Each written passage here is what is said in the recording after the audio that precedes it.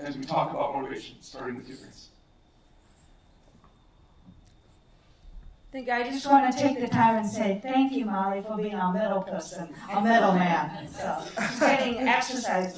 She's going to get those abs, but those little muscles by the time we're done tonight. So thank you. Arnold Schwarzenegger.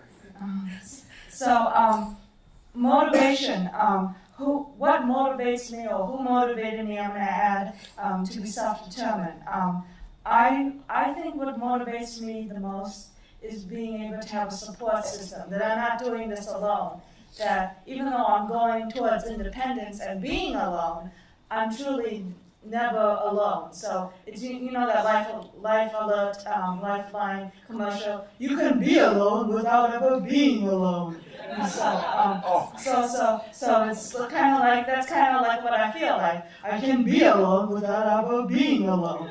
So I can do that, and the way that happened is my mom knows where I'm going, what I'm doing, and it's not an overprotective thing. It's so that if like something happens, I have a meltdown, or I have an incident where I get overly anxious and the person doesn't understand where I'm coming from, or even knows that I have autism, that my mom can serve as a mediator, or someone that can help mediate between the person and advocate for me. Another thing that I would suggest is my mom is also my power of attorney, which means in legal situations, in my education situations, she's able to speak on my behalf when I'm overly anxious and I can't think of words or can't think of what to tell people who are in authority, or when I'm in need of a speaker in my place. So in that way, I'm motivated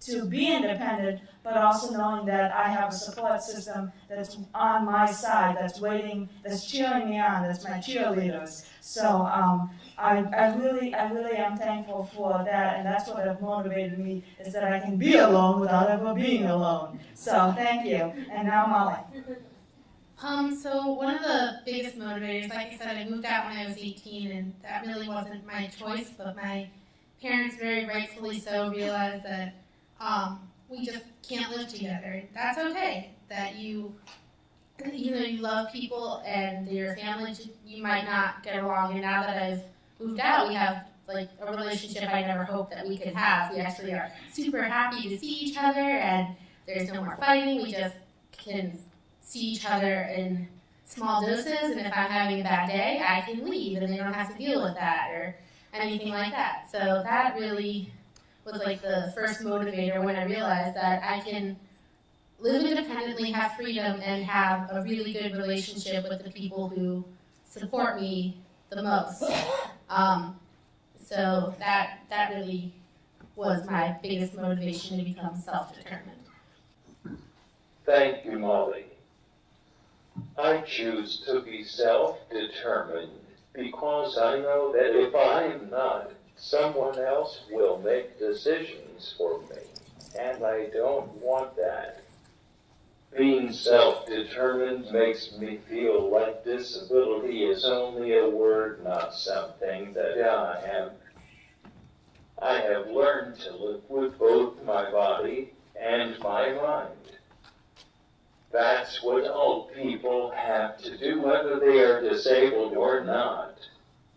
One of the most significant philosophers of the French Renaissance put it this way: the greatest thing in the world is to know how to belong to oneself.